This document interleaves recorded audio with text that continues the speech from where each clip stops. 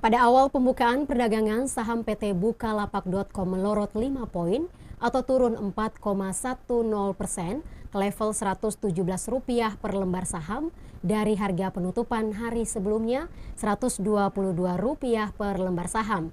Harga rata-rata transaksi saham buka yakni pada Rp118,43 per lembar saham. Setelah mengumumkan penutupan layanan penjualan produk fisik, kinerja saham PT Bukalapak.com berdasarkan data Bursa Efek Indonesia dibuka turun 3 poin ke level Rp119 per lembar saham, lalu melorot 5 poin atau sekitar 4,10% ke level Rp117 per lembar saham pada pukul 9:20 menit dibandingkan harga penutupan perdagangan sehari sebelumnya Rp122 per lembar saham. Sebanyak 43,84 juta saham Bukalapak diperdagangkan dengan nilai transaksi sebesar Rp5,19 miliar. Sementara harga rata-rata transaksi saham berkode saham buka Rp118,43 per lembar saham. Perdagangan saham buka menyentuh harga terendah sebesar Rp113 per lembar saham dan yang tertinggi Rp121 per lembar saham pada sesi 1 perdagangan. Nilai kapitalisasi pasar saham buka tercatat sebesar Rp12,07 triliun.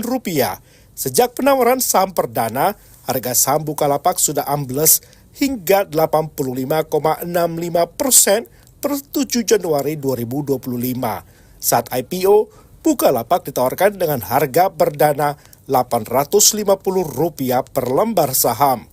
Terkait kinerja perusahaan merujuk laporan keuangan per September 2024, nilai pendapatan perusahaan mencapai Rp3,39 triliun, naik 1,82% dibandingkan periode September 2023 sebesar Rp3,33 triliun. Terkait penutupan layanan produk fisik, PT Bukalapak mencatatkan pendapatan dari segmen marketplace sebesar Rp1,73 triliun, sedangkan kontribusi dari segmen online ke offline per September 2024 sebesar Rp1,66 triliun. Kendati demikian, PT Bukalapak masih mencetak rugi usaha sebesar Rp1,32 triliun sepanjang kuartal 3 2024, naik 2,12% dari Rp1,29 triliun year on year pada September 2023.